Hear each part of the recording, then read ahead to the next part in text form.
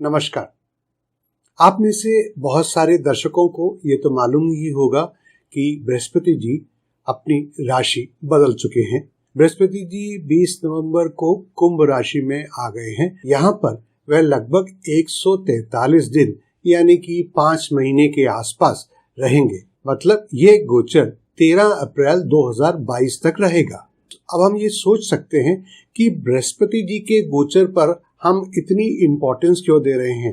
सीधी सीधी बात है, क्योंकि बृहस्पति जी और शनि या राहु केतु ये बड़ी जल्दी जल्दी राशि परिवर्तन नहीं करते हैं, और जब ये परिवर्तन करते हैं तो उसको हमें बैठकर समझना होता है, विश्लेषण करना होता है कि इसका देश पर, समाज पर या व्यक्ति विशेष पर क्या असर पड़ेगा। इसलिए इस वीडियो में हम ये जानेंगे कि बृहस्पति जी का एक्वेरियस यानी कि कुंभ राशि में गोचर, ये गोचर तो वैसे छोटा होने वाला है 5 महीने का, पर इसका प्रभाव बहुत बड़ा हो सकता है।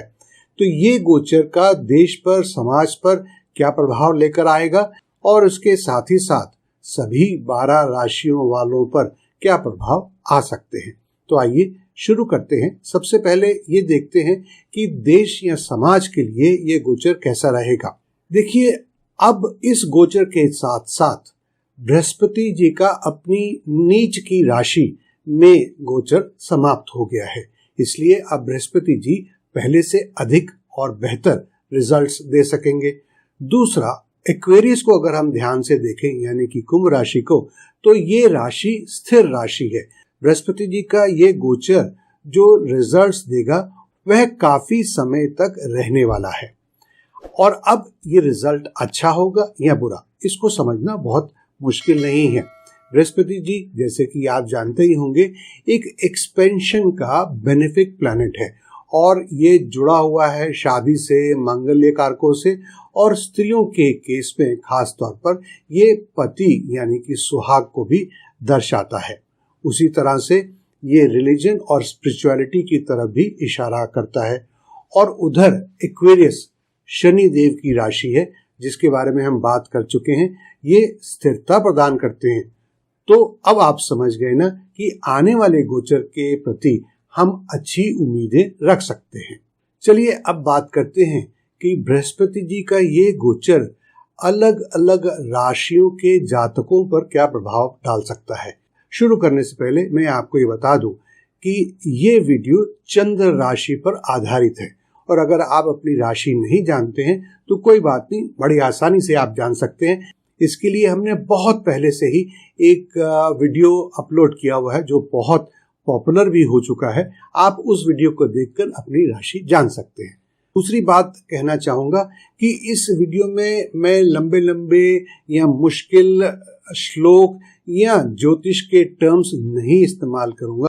मैं आपको इस गोचर का फल बहुत ही आम जनता की भाषा में समझाऊंगा। अब हो सकता है कि आप में से कुछ लोगों ने इस विषय पर वीडियो पहले ही देख लिया हो। ये तो यहाँ पर मैं आपके लिए क्या अलग लेकर आया हूँ ये बतलाना चाहूँगा। पहले, अगर हम मॉडर्न ज्योतिष के हिसाब से देखें तो हो सकता है कि किसी राशि पर यह गोचर हमें बहुत अच्छा प्रतीत हो, पर अगर हम ऋषि मुनियों द्वारा कही गई बातों पर देखें तो वो एकदम उल्टे उसके बारे में बात करते हैं। अब इसका क्या सही हल है? मैं ये कहूँगा कि यहाँ पर मेरे 2 दशकों से भी ज्यादा का जो अनुभव है उसको मैं यहाँ पर काम पर ला रहा हूँ।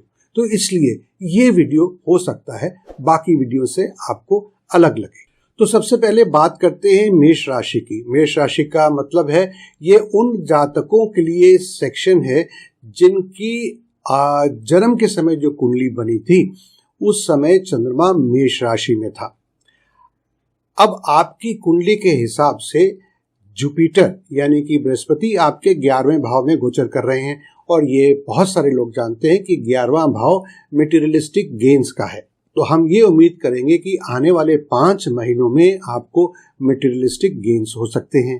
इसके साथ ही साथ हम कह सकते हैं कि आपके फ्रेंड सर्कल और नेटवर्क का एक्सपेंशन होगा, और उससे आपको प्रत्यक्ष या अप्रत्यक्ष रूप से यानी कि डायरेक्ट और इनडायरेक्ट वे से आपको अपने नेटवर्क से फायदा भी प्राप्त होगा, जिससे आपका नाम, आपका यश, आपकी कीर्ति दूर तक फैलेगी, बशर्ते आप अच्छी राह पर अच्छे कर्म करते चले आ रहे हैं। इसके साथ साथ हम ये भी कह सकते हैं कि आपकी महत्वाकांक्षाओं में वृद्धि होगी, यानी कि you will become more ambitious, और जो आपकी काफी समय से कुछ डिजायर्स चली आ रही थी उनको भी अब फ्रक्टिफाई करने में, यानी कि अपने डिजायर्स को सचमुच में पाने में आपको मदद मिलेगी।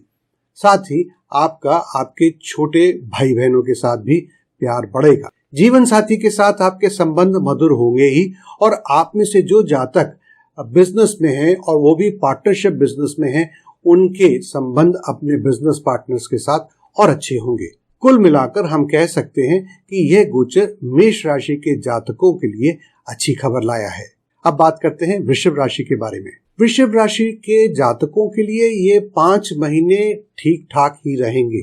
मैं बहुत ज्यादा आशावादी इसलिए नहीं लग रहा हूं आपको, क्योंकि हो सकता है कि आपका घर में ही किसी के साथ थोड़ा सा विचारों पर मतभेद हो जाए, या एक्सटेंडेड फैमिली जैसे कि कजन्स, अंकल, आंटी, बुआ, मासी, उनके साथ किसी चीज पर लेकर आपके विचार ना मिलें, आपकी आपसी सहमति ना हो। फिर जहां पर आप काम करते हैं, हो सकता है कि आपके और आपके जूनियर्स के बीच में अच्छा तालमेल इस दौरान ना बैठे, बल्कि थोड़ा सा लिटिगेशन यानी कि कोर्ट कचहरी का भी एक इशारा मिल रहा है। जो लोग ज्योतिष जानते हैं, हो सकता है कि वह मेरे साथ पूरी तरह से सहमति न रखें। वो कहेंगे ये कैसी बातें कर रहे हो, जब बृहस्पति जी दशम भाव में गोचर कर रहे हैं तो गलत कैसे हो सकता है। तो मैं आपका ध्यान इस तरफ आकर्षित करना चाहूंगा कि वृषभ राशि के मालिक हैं शुक्र, और बृहस्पति और शुक्र की कभी मैत्री नहीं रही है। दूसरा, वृषभ राशि की कुंडली में बृहस्पति जी 8वें भाव के भी स्वामी हैं, इसलिए अचानक कुछ भी हो सकता है, और वह जो होगा वो शायद अप्रिय हो, तो सावधान रहने में क्या बुराई है। आइए अब बात करते हैं मिथुन राशि के बारे में। मिथुन राशि की कुंडली पर अगर नजर डालें तो ये गोचर कुछ अच्छे और कुछ ना अच्छी बातों की तरफ इशारा कर रहा है। फिर भी जो अच्छी चीजें हैं उनका तेज प्रताप बुरी चीजों से कहीं ज्यादा है, जैसे कि बेहतर भाग्य के यानी कि बढ़िया किस्मत के इशारे मिल रहे हैं।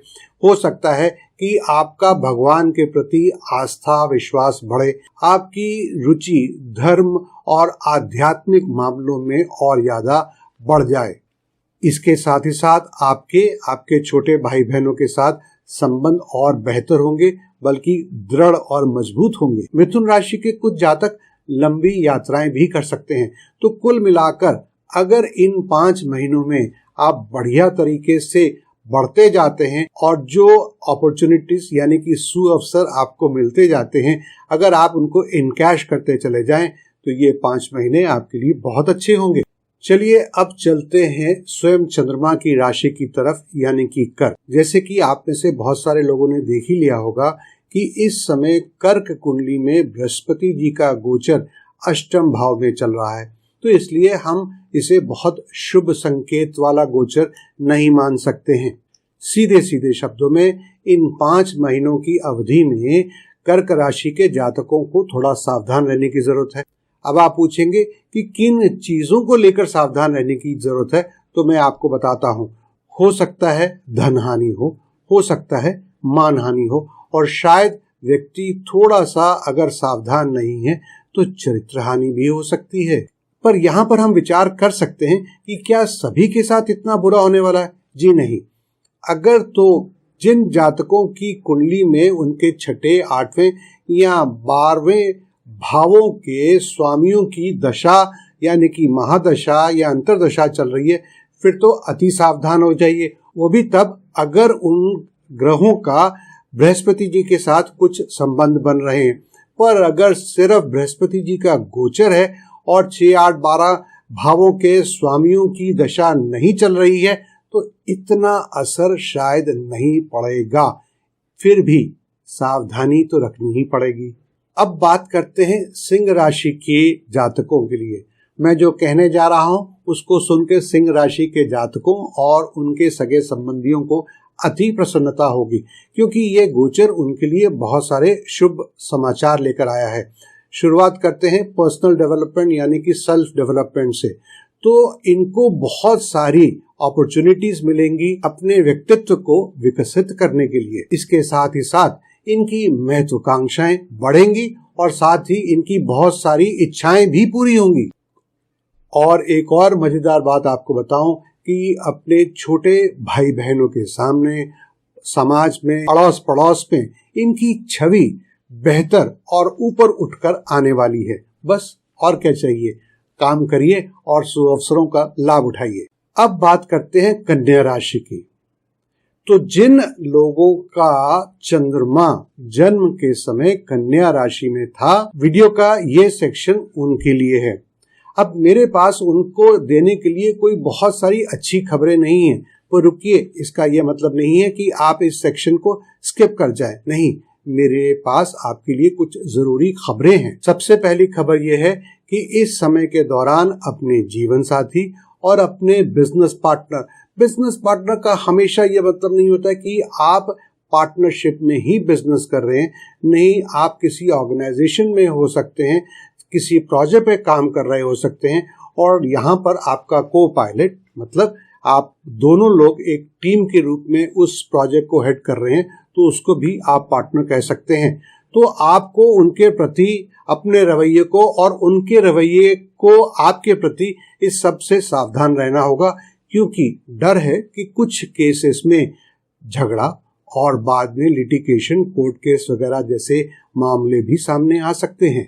डोमेस्टिक लाइफ की बात करें यानी कि घरेलू जिंदगी की बात करें, तो यहाँ पे भी लग रहा है कि जो घर की शांति है, डोमेस्टिक पीस ऑफ माइंड है, उसको भी थोड़ा सा खतरा हो सकता है। इसलिए कम से कम आप अपनी तरफ से बात को आगे न बढ़ने दें। इसी तरह से आपको सलाह है कि अपनी नकदी, जरूरी कागज, गहने इत्यादि चीजों को बहुत संभाल के रखें, क्योंकि चोरी का खतरा हो सकता है। तो अब फिर वही बात आएगी कि क्या सभी कन्या राशि के जातकों को जरूरत से ज्यादा चिंता करने की आवश्यकता है? जी नहीं। आप अपनी कुंडली को देखें, नहीं देख सकते हैं तो किसी अच्छे ज्योतिषी को दिखाएं, और अगर आपकी कुंडली में 6, 8, 12 में विराजित ग्रह या उन राशियों के स्वामियों के ग्रहों की दशा चल रही है और उनका संबंध भी अगर बृहस्पति जी के साथ है, तब तो चिंता का विषय है। परंतु अगर ऐसा नहीं है तो थोड़ा सा सावधानी रखिए और खुश रहिए। दोस्तों, आगे बढ़ने से पहले मैं आपको हमारी एक विशेष ऑफर के बारे में बताना चाहूंगा। अगर आप घर बैठे एस्ट्रोलॉजी, न्यूमरोलॉजी या रेमेडियल मेजर्स सीखना चाहते हैं तो आपका स्वागत है। हमने ये 3 विषयों पर ऑनलाइन कोर्सेस बहुत समय से बनाए हुए हैं, और अब हम आपको वह कोर्सेस बहुत ही हेवी डिस्काउंट पर दे रहे हैं। कुल मिलाकर वह प्राइस इतने अट्रैक्टिव हैं कि वह प्राइस न के बराबर यानी कि फ्री के बराबर हैं। इन कोर्सेज को लेने के लिए आप नीचे डिस्क्रिप्शन बॉक्स पर दिए गए लिंक पर क्लिक कर सकते हैं, या आप हमारे ऑफिस से फोन पर संपर्क कर सकते हैं, और ये नंबर आपकी स्क्रीन पर अब फ्लैश हो रहा है। आइए अब चलते हैं तुला राशि की तरफ। तो जिन जातकों का चंद्रमा जन्म समय पर तुला राशि में यानी कि लिब्रा साइन में था, तो ये सेक्शन उनके लिए है। तुला राशि के जातकों के लिए इस गोचर का परिणाम काफी अच्छा होने वाला है, ऐसी मेरी उम्मीद है। ये अवधि आपके लिए कई कोणों से यानी कि it is good from many angles. For example, अगर आप परिवार में एक नया मेहमान लाने की सोच रहे हैं या नए मेहमान की आने की उम्मीद हो चुकी है, तो ये आपके लिए एक अच्छी अवधि होगी। घर के मेंबर्स का एक दूसरे के प्रति प्यार बढ़ेगा। तुला राशि के जातक थोड़े महत्वाकांक्षी हो सकते हैं, उनकी सोच बड़ी और ऊंची हो सकती है, पर ये सिर्फ हवा में अच्छी सोच या बड़ी सोच नहीं रहेगी। आपको अपने काम के प्रति मजा आएगा, और उम्मीद करता हूं कि आप अपने काम को एंजॉय करेंगे, पैशनेटली करेंगे, और बदले में आपको बेनिफिट्स मिलेंगे, जैसे कि गेन्स है या पदोन्नति है या इंक्रीमेंट है, और साथ ही साथ में आप ये भी उम्मीद कर सकते हैं कि आपके फ्रेंड सर्कल या नेटवर्क का एक्सपेंशन होगा। और जब ऐसा होता है तो एक अच्छा फ्रेंड सर्कल या नेटवर्क बहुत लंबे समय तक आपको डायरेक्टली और इनडायरेक्टली फायदा देता ही रहता है। इसके साथ साथ इस समय में किए गए अच्छे काम आपको काफी लंबे समय तक कोई ना कोई फायदा देते ही रहेंगे। इस समय आपको सेल्फ डेवलपमेंट के लिए भी बहुत सारे सुअवसर मिलेंगे, इसलिए उन अवसरों को हाथ से जाने मत दीजिएगा। परंतु एक छोटी सी वार्निंग भी है आपके लिए, इस दौरान खाने पीने में इतने मस्त ना हो जाइएगा कि आपका वजन थोड़ा सा बढ़ जाए। कहीं बाद में जाकर इन 5 महीनों के बाद आपको खूब परिश्रम करना पड़े अपने वजन को वापस नीचे गिराने के लिए। बस इतना ही। वृश्चिक राशि के जातकों के लिए खबर थोड़ी सी मिश्रित है। ये समय थोड़ा सा मिक्स्ड है। एक तरफ तो आपका ध्यान आपके घर परिवार हाउस यानी कि एक जो फिजिकल चीज है उस तरफ जाएगा। दूसरी तरफ हो सकता है कि आपकी थिंकिंग में, आपके थॉट प्रोसेस में थोड़ा सा बदलाव आ जाए। कहीं तो आप कल तक बहुत ही खुले विचारों के व्यक्ति थे, बहुत ही एम्बिशियस थे, परंतु इस ट्रांजिट के चलते, इस गोचर के चलते हो सकता है कि आपके अंदर थोड़ी सी रिजिडिटी या इनफ्लेक्सिबिलिटी आ जाए। मेरा मतलब है, हो सकता है कि आप थोड़े से जिद्दी हो जाएं, थोड़े से अड़ियल हो जाएं, या आप जो पहले खुले विचारों वाले व्यक्ति थे अब वैसे ना रहें। हो सकता है कि आपके व्यवहार में इस बदलाव का कारण कुछ चिंताएं या कुछ समस्याएं या कुछ चैलेंजेस हों, पर कुछ भी हो बहुत ज्यादा घबराने की बात नहीं है।